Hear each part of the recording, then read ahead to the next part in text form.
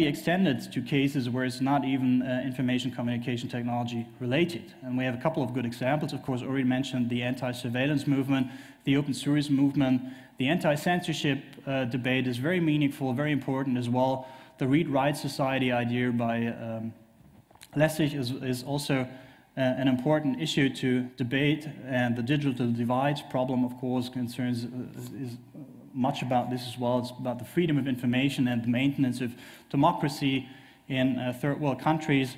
And the discussion on patents is meaningful as well in this particular case, because you can apply that to the freedom of information as well. So that's a very genuine agenda to follow here and to be active in a utopian way about.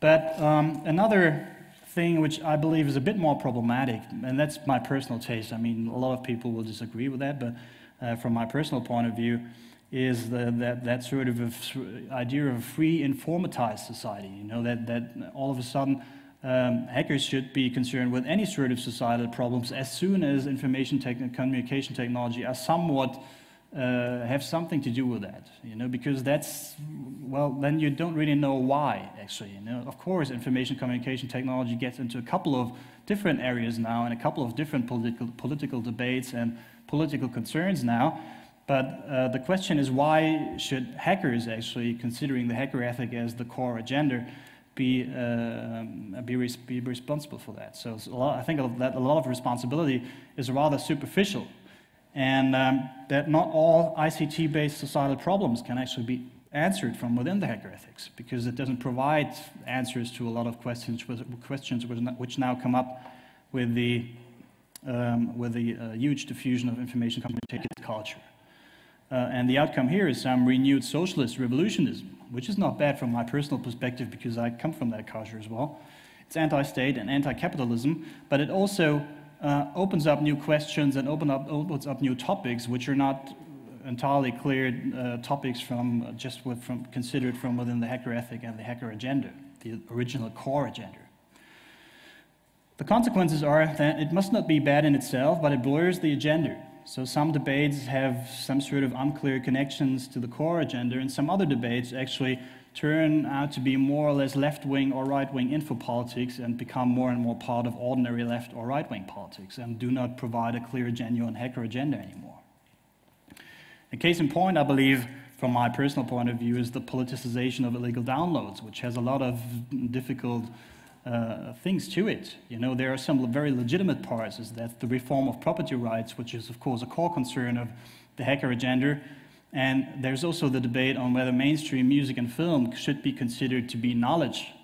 But some other problems are absolutely open and not answered at all. Like many arguments which are brought up in this discussion lack scientific rigor and any sort of proof. Everybody just hypothesizes about the artists or whatever the industry and how it works, but nobody really knows what's going on and if anybody's really heard or stuff like that. Then it's not entirely clear if there really is a case of knowledge with Source 6 or with Christina Aguilera. I find that debatable, and unless that debate is not finished, I don't think that this is a clear point for the agenda.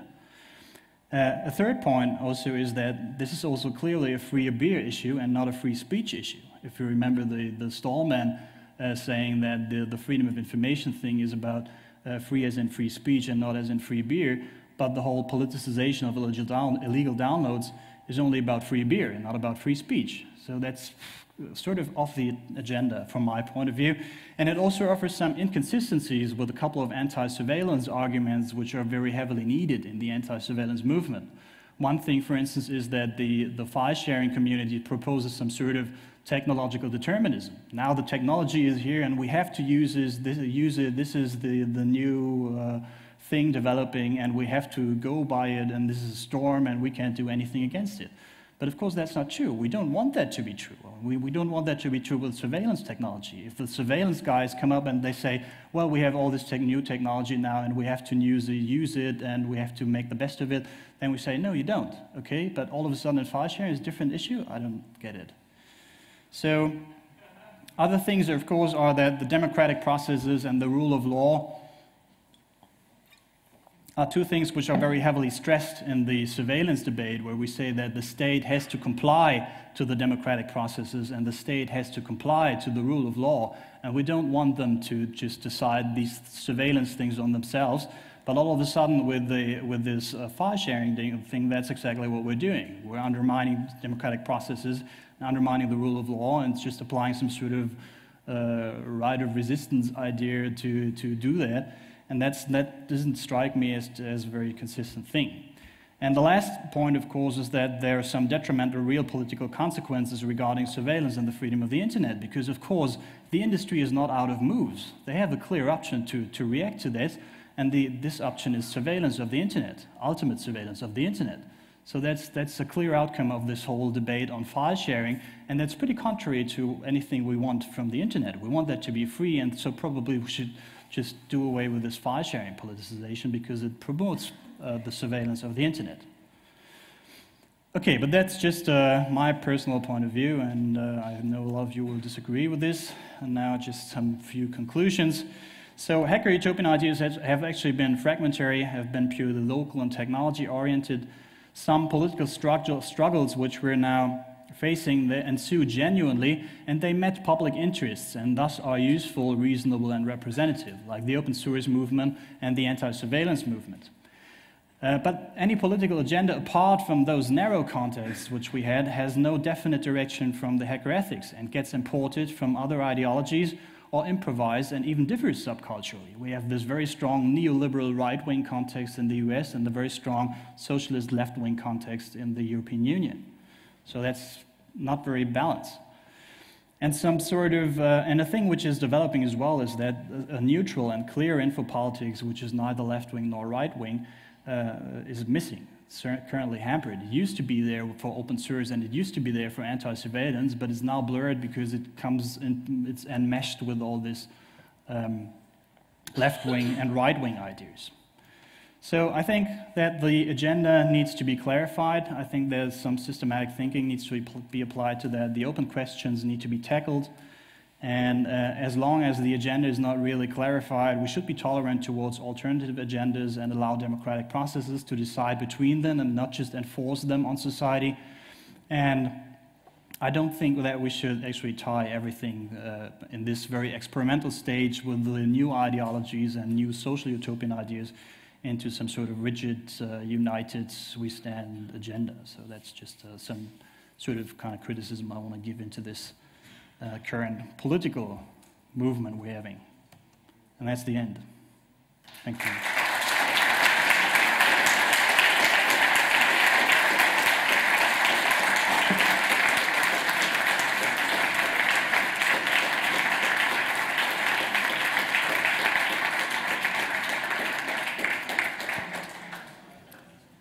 Any questions?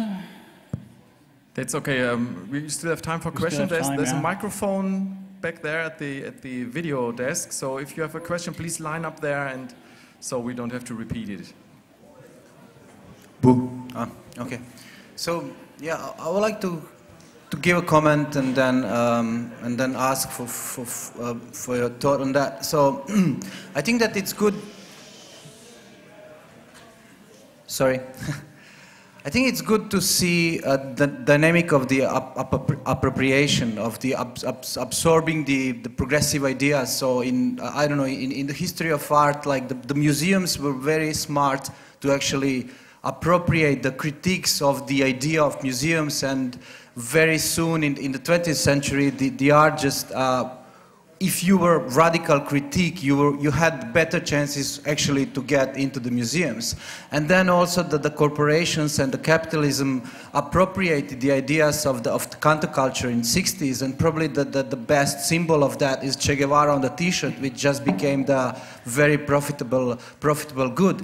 And how I see the ideas and the utopian ideas of hackers also got appropriated recently quite heavily. So for a very long time, the ideas of Richard Stallman that in the digital network it's very hard to keep the private property was recently got appropriated by Google mainly. so that they can actually really push the agenda, which was Hackers' agenda. And if you see the latest document memo from Google, it's called The Meaning of Open. It just recently, like 10 days ago, was there, and